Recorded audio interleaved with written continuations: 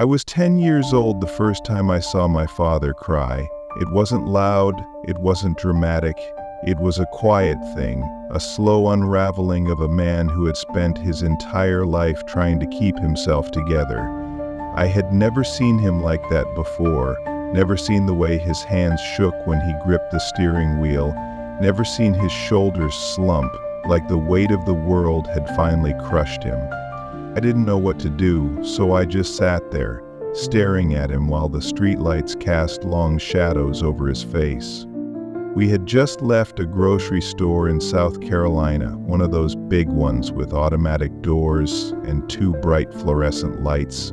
My father had been careful, like he always was. He made sure to keep his hands visible, made sure to smile, made sure to greet the cashier politely, but none of it had mattered, because when we left, the security guard followed us to the car, demanding to see our receipt. And when my father showed it to him, the guard grabbed his wrist so hard I saw my father wince like he had been burned. I remember how quiet it got, how the other shoppers slowed their steps but kept walking like it wasn't their problem. I remember how my father didn't pull away, even though I could see the anger in his jaw. How he waited until the guard let him go, then took my hand and led me to the car like nothing had happened. But something had happened. I knew it. My father knew it. And as we sat in the car, his hands gripping the wheel too tight, knuckles white against his dark skin, I saw the tear slip down his cheek.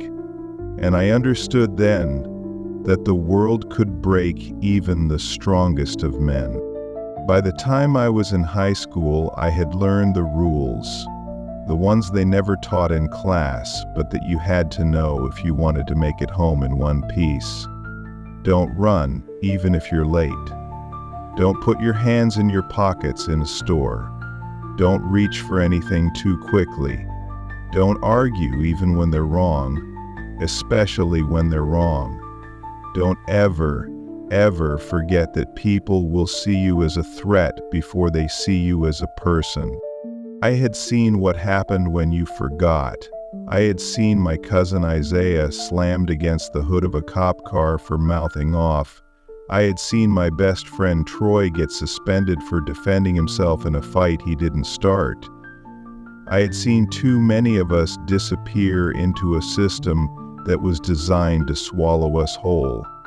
And I had promised myself that I wouldn't be one of them. I would get out. I would go to college. I would be better. I would be untouchable. But the world doesn't care about your promises. I was 17 the night everything changed. I had just finished a shift at the diner where I worked part-time, the same one my father had worked at when he was my age. It wasn't much, but it paid enough to keep my savings growing, to keep the dream alive. I was walking home, the streets mostly empty. The only sounds were my own footsteps and the occasional hum of a passing car. I wasn't scared, not really. I had walked this route 100 times before. I knew which sidewalks were cracked, which streetlights flickered, which houses had dogs that barked if you got too close. But that night, none of it mattered, because the moment I turned the corner, I saw the flashing lights behind me, and I knew, before they even spoke, that this wasn't going to end well. The officer stepped out, hand already resting on his holster. I stopped, kept my hands where he could see them, like I had been taught, like I had practiced in my head 1,000 times. "License and registration," he said. I blinked. "I'm not driving." He frowned, stepping closer. "ID." I reached for my wallet, slow, careful, every movement deliberate, but the moment I moved, he shouted at me to stop. I froze, my breath caught in my throat. I wanted to explain, wanted to tell him that I was just following his instructions, but my voice felt stuck, like my body knew better than to speak out of turn. "Where are you coming from?" he asked. "The diner," I said, keeping my voice steady. "Where are you going?" "Home." He didn't look convinced. He circled me like he was waiting for me to slip up, like he wanted me to give him a reason. "Why you out so late?" "My shift just ended." He studied me for a long time, then finally stepped back. "Go home," he said. "Be careful." And then he got in his car and drove away, like he hadn't just reduced me to nothing, like I was supposed to be grateful that he had let me keep my dignity. When I got home, my father was waiting. He took one look at me and knew. He didn't ask if I was okay, because we both knew the answer. Instead, he nodded once, his eyes heavy, and said, "Now you understand." And I did. I graduated a year later, the first in my family to go to college. I left South Carolina thinking I was leaving all of it behind, but you don't leave a thing like that behind, you carry it with you. In the way your hands clench when you see flashing lights, in the way you hesitate before reaching into your pockets, in the way you never let yourself believe you are truly safe. I made something of myself. I became a journalist. I wrote about politics, about history, about justice. But the first real story I ever told was my own. I wrote about the night I was stopped, about my father's tears, about the way the world made us small before we even had a chance to grow. I didn't expect anyone to care, but they did. The article spread. People shared it, commented on it, debated it. Some called me a liar, others said I was just looking for attention. But some people understood. Some people saw themselves in my words. And that was enough. That was more than enough.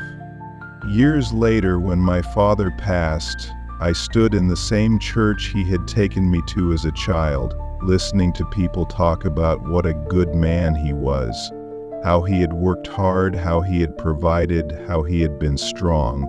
And I thought about that night in the car, about the way he had gripped the wheel like it was the only thing keeping him from falling apart. I thought about all the things he had swallowed to make life easier for me. I thought about how I had promised myself I would be better, I would be untouchable. And I realized that none of us ever really are. But we keep going anyway. We keep fighting anyway. We keep speaking anyway. Because silence is just another way of letting them win.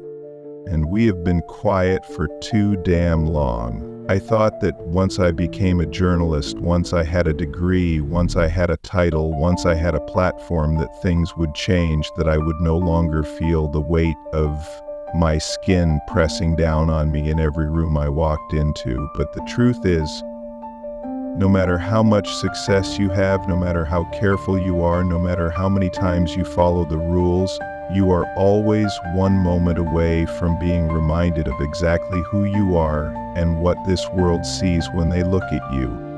It was my first big assignment, an investigative piece on voter suppression in the South. My editor called it a passion project, something I had fought to cover because I had seen it firsthand. Seen my father waiting in lines for hours, seen my neighbors turned away, seen polling places disappear overnight like they had never existed in the first place. I thought I was prepared for what I would find, but I wasn't prepared for the sheer scale of it, the way entire communities were being silenced by rules that changed just enough to keep them from fighting back. I wasn't prepared for the stories I heard, the elderly black woman in Alabama who had been voting in the same place for 50 years only to show up one morning and be told she no longer had the right documents. The man in Georgia who had his name purged from the system despite voting in every election since he turned 18. The young mother in Texas turned away because her ID didn't match her married name. And I spent weeks interviewing people, traveling from town to town, collecting testimonies, gathering proof. I wasn't naive enough to think the story would fix everything, but I believed in the power of truth, in the power of making people see what was happening. I believed in the weight of undeniable facts, but belief doesn't change reality. I was in Mississippi following up on a lead, a small town with a population so small they only had one polling station for miles the night before the election. I went to meet a source, a community organizer who had been documenting irregularities in voter registration. We met in the back of a small diner over cold coffee and half-eaten pie. She told me how in the last month alone, over 200 people had mysteriously disappeared from the voting rolls, how polling hours had been cut without notice, how ballots had gone missing in the last election. She handed me a folder full of names, addresses, phone numbers of people who had been turned away. Before I could even open it, the door to the diner swung open and two men walked in. They didn't sit, they didn't order. They just stood there staring at us. She went quiet, her hands wrapping tightly around her coffee mug. I didn't need to ask who they were. I already knew. We both did. They were a warning. I felt my pulse quicken, but I forced myself to stay calm. I had done nothing wrong. We had done nothing wrong. After a long moment, they turned and left, but the air was different now, heavier, suffocating. She looked at me, eyes filled with something close to resignation. "Be careful," she said. "They don't like people asking questions." I should have left that night. I should have packed my things and gone back to Atlanta to write my story from the safety of my office, but I couldn't, not yet. I had more people to talk to, more to uncover. I was supposed to meet another source the next morning, a man who worked at the county clerk's office, who claimed to have records proving that the voter purges were intentional. He never showed up. His phone went straight to voicemail when I went to his house. It was empty. The neighbors said he had packed up in the middle of the night. No explanation, just gone. I checked out of my motel that afternoon. The woman at the front desk gave me a tight-lipped smile. "You heading out?" she asked. I nodded. "Good," she said, and then quieter. "I think you should." I was halfway back to Atlanta when I saw the flashing lights in my rearview mirror. My hands clenched the wheel. My breath came slow and measured. I hadn't been speeding. I hadn't run a light. I had done nothing wrong, but I pulled over anyway. The officer took his time getting out of his car, adjusting his belt as he walked toward me. I kept my hands on the wheel like I had been taught. I rolled the window down slowly. He asked for my license. I handed it to him without a word. "You from around here?" he asked. "No, sir, just passing through." He looked at my ID, then at me, then back at my ID. "Report, huh?" "Yes, sir." His jaw tensed for a moment. He glanced at the folder on my passenger seat, the one with all the names, all the evidence. "Mind stepping out of the vehicle?" I hesitated, my pulse hammering against my ribs, but I nodded, stepping out onto the gravel shoulder. He didn't ask any more questions, just stared at me like he was deciding something. After a long moment, he handed my license back. "You should be careful where you poke around." I swallowed hard, my fingers tightening around my ID. "Yes, sir." He waited a beat, then stepped back toward his car. I got in mine, my hands gripping the wheel so tightly my knuckles ached. I didn't move until he pulled away, disappearing down the road ahead of me. When I got back to Atlanta, I filed my story. It ran on the front page of our Sunday edition 2 days later. My editor called me into his office, closed the door, and said there had been complaints that some of my sources were no longer reachable, that some of the records I had cited had suddenly gone missing. He told me to tread lightly, told me not to make enemies, told me that sometimes the truth wasn't worth the fight. I thought about my father gripping the steering wheel as the security guard held his wrist. I thought about Jason lying face down in the grass. I thought about every name on that list, every person who had been turned away from their right to be heard. I thought about the officer on that empty road telling me to be careful. And I thought about the people who never got the chance to be careful because they were already gone.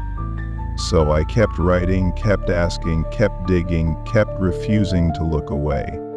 Because some fights you lose, some fights you survive. And some fights you refuse to let them win.